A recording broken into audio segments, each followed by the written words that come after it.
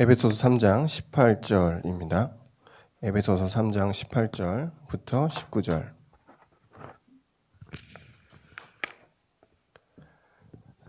같이 읽겠습니다. 능히 모든 성도와 함께 지식에 넘치는 그리스도의 사랑을 알고 그 너비와 길이와 높이와 깊이가 어떠한 것 깨달아 하나님의 모든 충만하신 것으로 너희에게 충만하게 하시기를 구하노라. 아멘.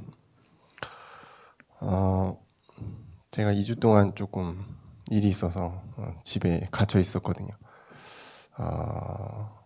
교회 오니까 너무 좋네요. 예, 교회에서 예배를 드릴 수 있다는 것이 사실 뭐 너무나 당연하고 그냥 쉽게 생각될 수 있는 부분인데 갇혀 있다가 나오니까 교회가 너무 귀중하구나. 참 내가 이렇게 예배할 수 있음이 감사하더라고요. 제가 예전에 중국에서 이제 신학원 요청을 받아서 간 적이 있거든요. 그 중국에서는 이제 인정한 단체만 교회로 분류가 되고요. 그 외에는 가정예배당, 가정교회로 이제 분류가 돼요. 근데 가정교회는 정부에서 인정하지 않는 교회이기 때문에 예배를 드리면 안 됩니다. 제가 갔던 몇몇 곳들이 가정교회였어요. 찬양을 하려고 그러는데 크게 부르지 말라고 그러더라고요. 그래서 아니 왜 찬양 크게 부르면 안 되냐고 그랬더니 이 신고 들어온대요. 잡혀간다는 겁니다. 놀랍죠? 지금 이 시대에 아니 내가 마음대로 찬양 부르고 뭐 예배 드리는데 왜 그거를 정부에서 지금 그런 나라들이 있습니다. 북한도 마찬가지겠죠. 이슬람 국가들 수많은 나라들이 의외로 이런 부분들이 있어요. 그래서 우리가 이 예배당에서 마음껏 찬양하고 예배할 수 있음을 참 감사해야 됩니다. 코로나 시대를 통해서 우리가 더 알 수 있을 것 같아요. 어떻게 보면 어렸을 때부터 그냥 당연히 우리가 말씀 듣고 예배하고 이런 것들이 생활화됐는데 이것이 참 하나님의 은혜입니다. 당연한 것 같지만 우리에게 오신 하나님의 은혜가 예배할 수 있다는 것입니다. 인간이 하나님 안에서 예배할 수 있음은 참 감사한 부분입니다. 오늘 하나님이 쓰시는 나의 삶입니다.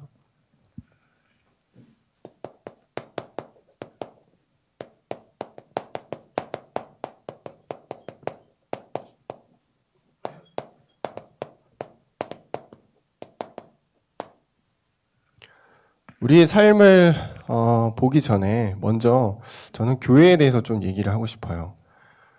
교회, 말이 많잖아요. 확진자도 많이 나오고 또 무슨 그런 그루밍 성폭행이라던가 또 뭐 정인이 사건이라던가 이런 것도 다 교회에 연관된 분들이잖아요. 아마 우리 청년들이 뭐 뉴스 보겠죠, 당연히. 보리라 생각합니다. 보면서 아니 교회 왜 이렇게 문제가 많아? 교회 다니는 사람들이 왜 그래? 그렇게 생각하실 수가 있을 것 같아요. 그래서 우리가 교회에 대해서 바른 이해가 필요하구나. 먼저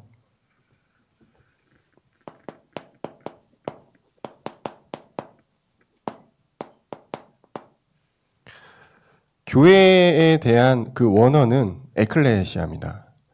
헬라어로 에클레시아는 밖으로부터 불러 모은다라는 뜻을 갖고 있어요. 무슨 말이냐면 세상에 있는 사람들이 들어온다라는 뜻이에요. 자, 세상에 있는 사람들이 온다면은 여러 사람들이 온다는 거예요.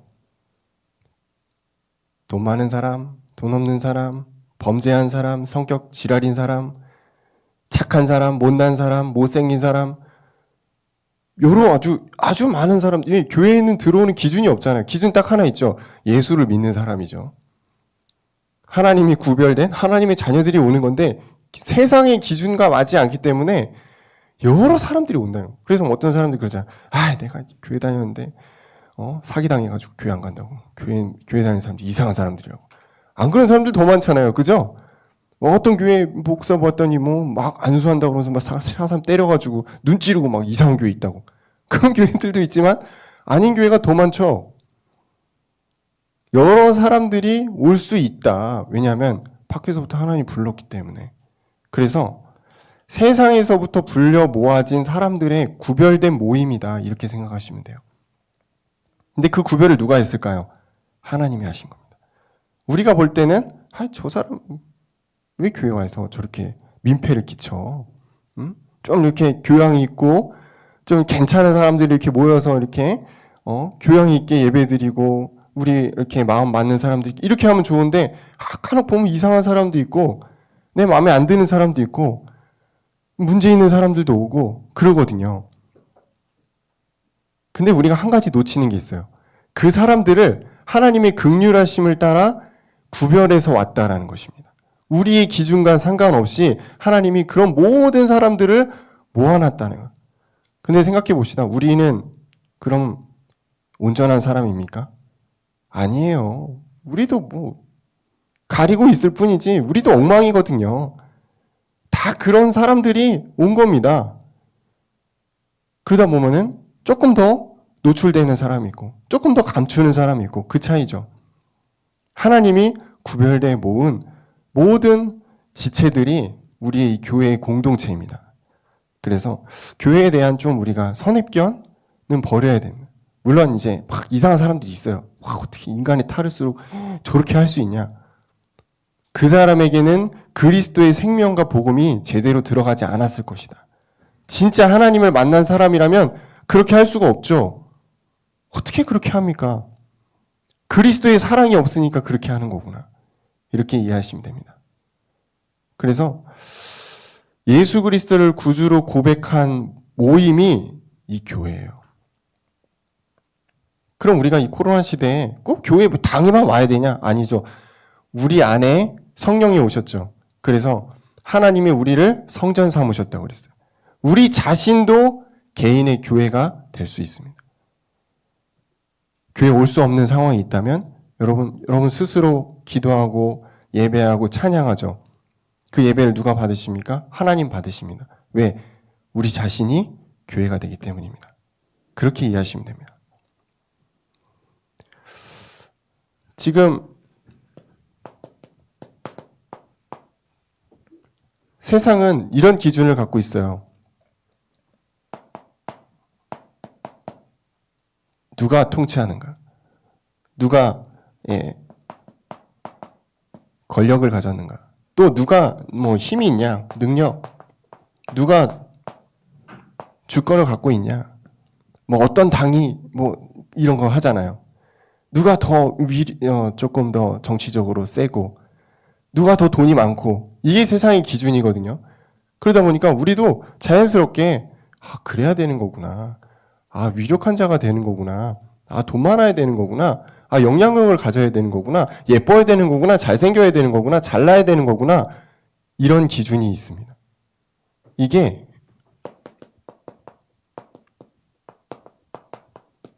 세상에서 말하는 서밋들입니다. 하나님 없는 사람들이 말하는 이 서밋의 기준이에요. 능력 있어야 돼. 돈 있어야 돼. 잘나야 돼. 남보다 뛰어나야 돼. 이게 전부거든요. 왜냐하면 이게 눈에 보이잖아요. 이게 객관적이잖아요. 여러분 영적인 게 눈에 보이나요? 막 기도하는데 오로라가 막 보입니까 여러분? 그런 사람 좀 이상한 사람입니다. 신비예요, 신비. 말씀을 듣는데 막 하나님의 음성이 막 내 귀에 막 계속 막 웅얼이 막 이렇게 온다 메아리처럼 약간 이상한 겁니다 그거. 물론 이제 그런 건 있어요. 집중해서 우리가 진짜 집중해서 깊은 단계로 들어가면은 하나님이 선명하게 나에게 말씀을 주시는 경우도 있어요. 그런 게 있죠. 근데 지금 이거는 세상 사람들이 따라가는 세상 서밋이죠. 눈에 보이는 것.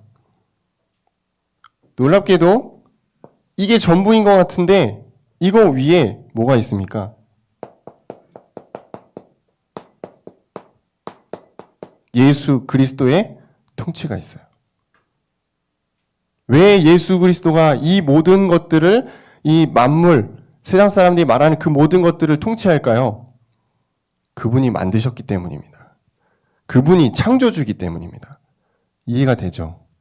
아니 만든 사람이니까 당연히 통치하는 거 아닙니까? 그럼 뭐야? 사람들이 지금 따라가고 있는 이거는 뭡니까? 하나님이 만들어 놓은 거 가지고 내 거라고 주장하고 있는 거예요. 피조물이. 모든 만물이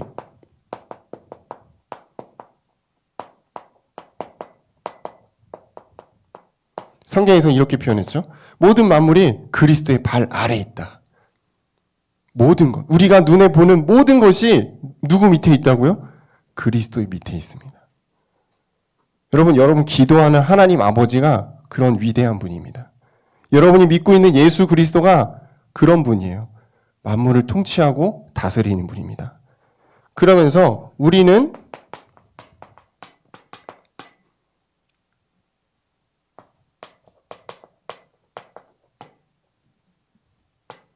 그리스도의 몸이라고 성경이 말하고 있습니다.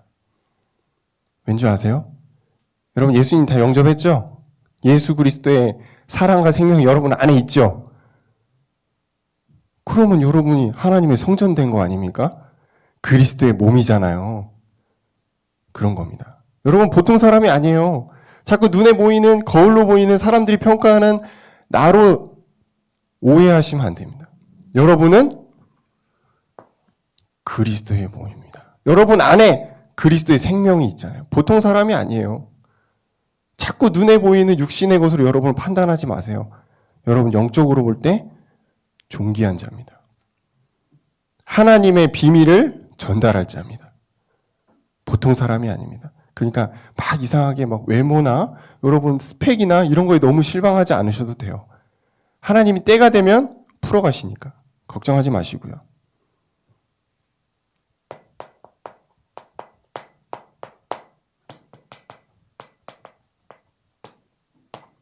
오늘따라 글씨가 참 영 이상하네요. 우리가 그리스도의 몸이라고 성령이 우리 안에 계신다. 성령 내주. 그죠? 그러면 이 그리스도는 교회의 머리라고 하셨거든요. 예수 그리스도가 십자가에 죽으시고 부활하심으로 교회의 주인이 되셨습니다. 이 교회를 누가 움직입니까? 목사님이 움직여요? 아니에요. 목사님은 하나님의 종이죠. 하나님의 하라는 대로 하는 거예요. 누가 진짜 이 교회를 움직입니까? 예수 그리스도가 이 교회의 주권 되신 겁니다. 이 교회의 모든 권한이 예수 그리스도께 있습니다. 그래서 그리스도가 교회의 머리 되셨다는 거예요. 참 에베소서 1장 3절에 보니까 창세전에 신령한 복을 우리에게 주셨다. 그리고 이 신령한 복이 교회를 통해서 퍼져나간다는 겁니다.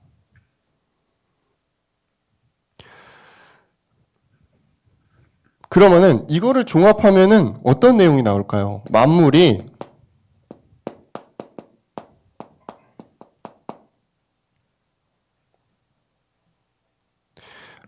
그리스도 안에 있죠. 예. 그리고 결국 이 만물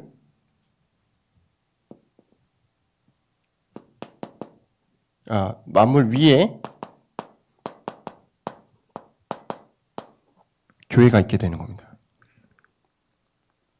이 만물을 다스리는 그리스도, 만물이 그리스도 발 아래 있죠. 근데 그 그리스도는 교회의 머리라고 그랬잖아요. 그러니까 이 교회에 이게 있는 거구나. 지금 세계가 여러 가지 논쟁들이 있어요. 그리고 분쟁들이 있습니다.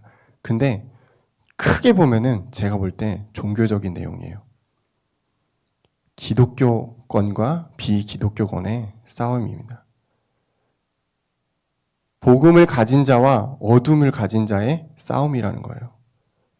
그러면은 이 만물이 지금 마치 어둠을 가진 자들이 다 장악한 것 같지만 결국 뭐예요? 복음 가진 진짜 교회가 이 만물에 충만하게 되는 겁니다. 왜냐하면 교회는 그리스도의 머리, 그렇죠. 우리가 이 내용을 보면서 한번 생각해 볼 부분이 우리를 충만하게 하는 것이 무엇인가?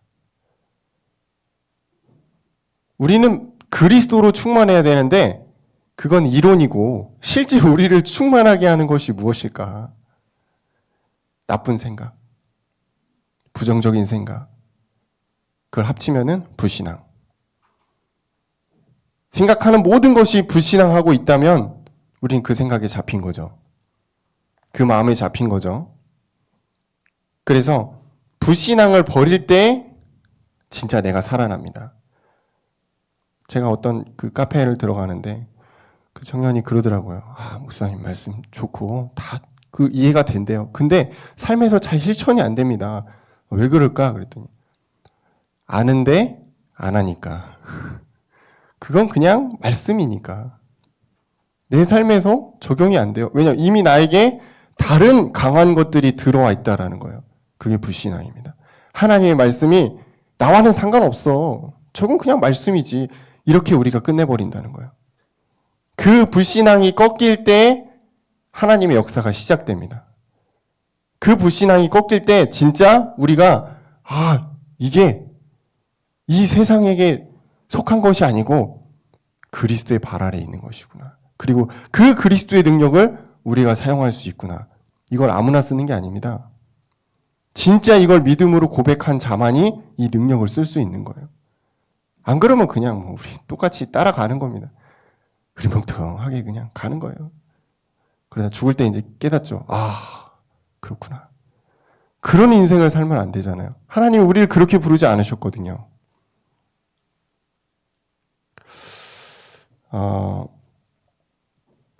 제가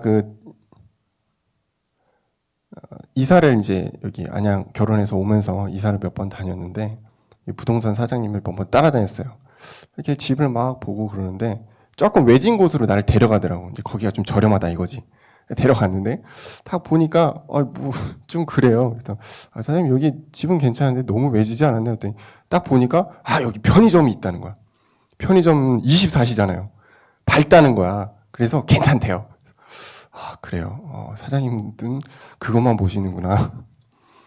저는 그렇잖아요. 우리는 캠프나 이런 데 가면은 교회가 어디 있나.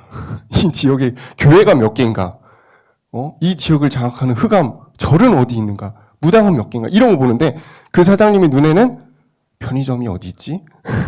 그것만 본다는 거예요. 정말 우리가 마음에 무엇을 생각하고 어떠한 생각을 하는가는 굉장히 많은 변화를 가져옵니다.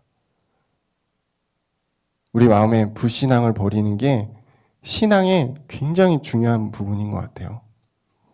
불신앙이 안 버려져 은혜가 올 수가 없습니다. 여기서 제가 아니고 유광수 목사님이 오셔서 설교해도 은혜 못 받는 분은 못 받아요.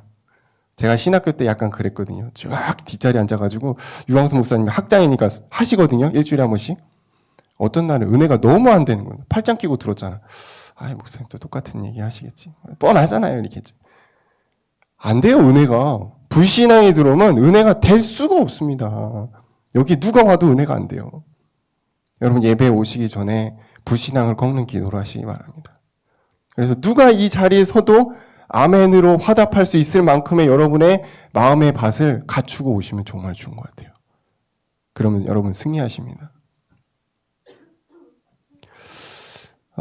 이 불신앙이란 부분을 그러면 어떻게 구체적으로 내려놓을 수 있을까? 집중입니다.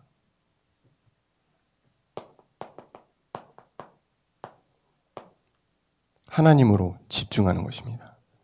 반드시 그 시간을 여러분 회복하시기 바랍니다. 제가 이제 집에 있으면서 요걸 조금 했거든요. 스스로 나를 돌아보고 하나님께 집중하는 그 시간들을 가져보려 노력했거든요. 진짜 불신앙이 꺾입니다, 여러분. 진짜 하나님 말씀 믿어지고요. 정말 하나님 안에 있는 게 너무 행복해지는 그 시간대가 딱 오거든요. 집중입니다. 집중할 수 없다면 아무리 마른 예배를 드려도 여러분 불신앙이 더 커질 겁니다. 그럼 은혜가 올 수 없어요. 그러면은 이 우리가 교회를 이해했다면 이제 우리의 삶이죠. 에베소서 4장 17절에서 구절을 보면은 세상에 대해서도 얘기합니다. 세상 사람들이 어떻게 살아가는가.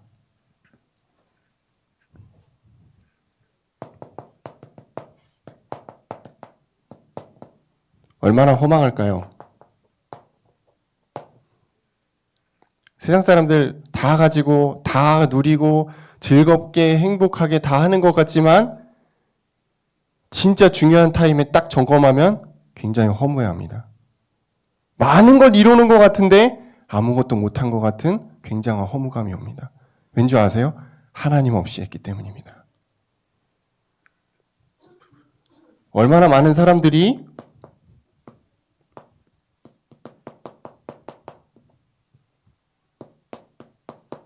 어두워져 있어요. 코로나 때문에 더 그런 것 같아요. 마스크 쓰니까 진짜 나도 막 어두워지는 것 같아. 마음이 답답하니 누가 대화하기도 싫고 괜히 막 비관적으로 사람이 어두워지잖아요. 그리고 무지하다고 성경에서 말하고 있죠. 무지하다고? 나는 박사학위도 있고 진짜 경험도 많고 난 되게 똑똑한데? 세상의 똑똑함 말고 영적인 똑똑함이에요. 하나님을 모르는 자는 무지하다. 하나님을 모르는 자는 이걸 모르잖아요. 만물을 이해 못했다는 겁니다. 하나님을 모르는 자가 지식을 아무리 많이 가져봤자 한계가 오잖아요. 지식은 좋은 겁니다. 그죠? 많이 가질수록 좋은 거예요. 근데 하나님 없는 지식은 무지합니다.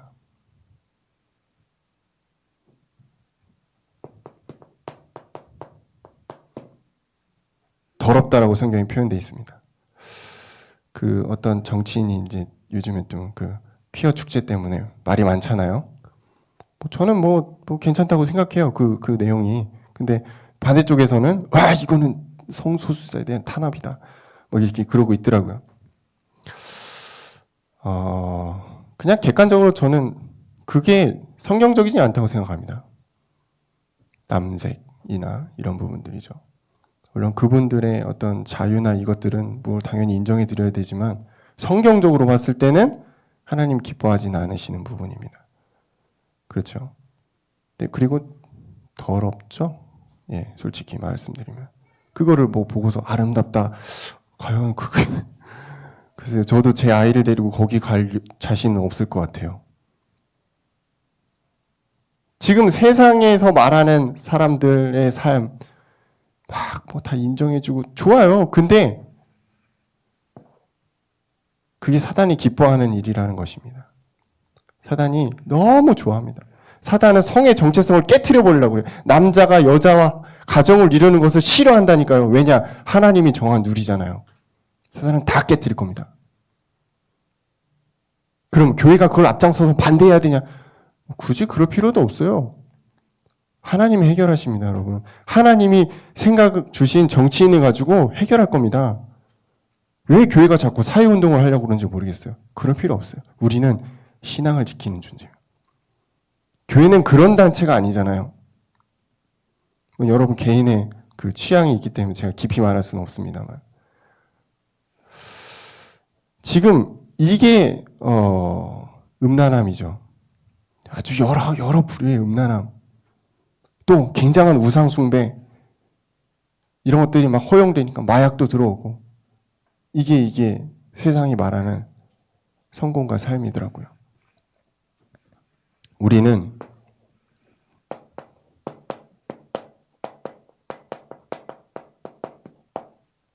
어둠이 아닙니다. 어둠처럼 행할 필요도 없고 어둠을 이해할 필요도 없어요. 우리는 빛입니다. 빛의 자녀입니다. 빛의 자녀가 할 일은 뭔지 아세요? 어둠 속에 가서 빛을 비추는 것입니다. 그럼 어둠은 물러가게 돼 있어요. 그 어둠이 빛으로 변하게 돼 있거든요. 근데 내가 빛인 줄 몰라.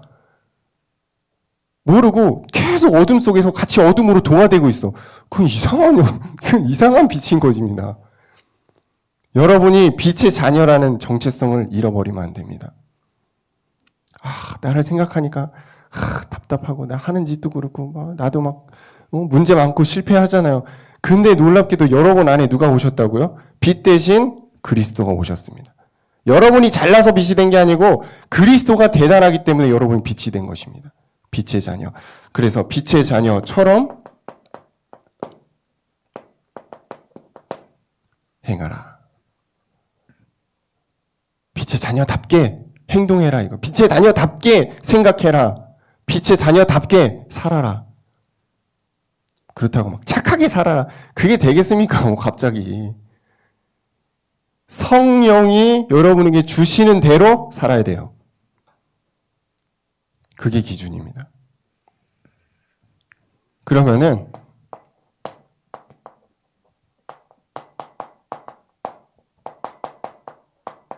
당연히 생각하게 돼요. 하나님이 기뻐하시는 일은 뭘까? 그렇죠. 하나님이 싫어하는 일을 계속한다. 그거는 이상한 인도받는 사람이에요.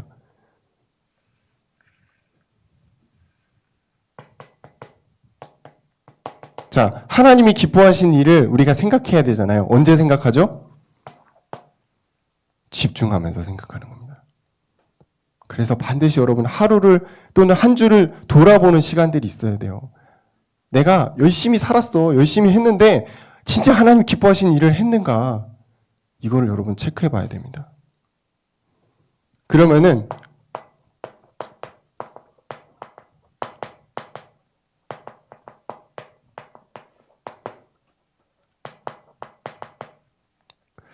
이런 내용들이 나오더라고요. 책망이 됩니다. 오늘 김동훈 목사님도 그런 얘기 하셨잖아요. 하나님이 나를 책망하는 것 같았다. 네가 너도 책임 못 지면서 네 가정을 네가 책임지려고 그러냐 책망하셨다고 그랬잖아요. 우리가 이 집중의 시간으로 들어가면은 하나님 우리를 책망하시는 게 난 느껴졌어요. 야, 네가 진짜 내가 기뻐하는 자로서 빛의 자녀로서 행했냐? 하나님 나를 돌아보게 하시는 거예요. 이게 뭐냐? 회개입니다. 우리 기도 안에서 잘 하지 않는 거. 회개. 나를 책망하시는 그 주님의 음성을 듣는 시간, 그때 내가 돌이켜지는 거야. 하나님 앞에 돌아가는 겁니다. 회개하는 시간입니다. 율법적으로 받아들이시면 안 돼요. 아, 유 목사님 되게 율법적이네. 생긴 것도 율법적으로 생겨가지고 하는 짓도 율법이네. 그게 아닙니다. 우리의 신앙을 점검해야 될 시간표가 있단 말이에요. 청년이라면 반드시 내가 하나님 앞에 서고 있는가 돌아봐야 돼요. 왠지 아세요? 우리는 지멋대로 가잖아요. 우리는 양이잖아요. 내 멋대로 생각하고 내가 옳다고 하고 내가 하는 게 맞고 하나님께 막 끼워 맞추게 하거든요. 아닙니다. 말씀 앞에서 하나님 앞에서 돌아보는 시간이 필요해요.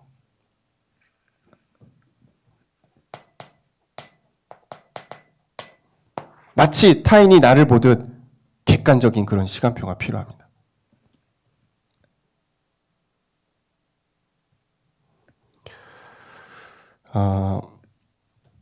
내가 살아날 때 다 살아납니다. 내가 살지 않았는데 다른 사람을 살릴 수 없어요. 내가 살지 않았는데 여러분 237을 어떻게 꿈꿉니까? 내 전도 현장 어떻게 놓고 기도하죠? 내가 죽어가는데 그건 위선이에요. 그건 거짓말이에요. 여러분이 사셔야 돼요. 복음으로 여러분이 살아야 돼요. 여러분 복음으로 은혜 받으셔야 돼요. 그러면 가족이 살아납니다. 가문이 살아납니다. 여러분 현장이 살아날 수밖에 없더라고요.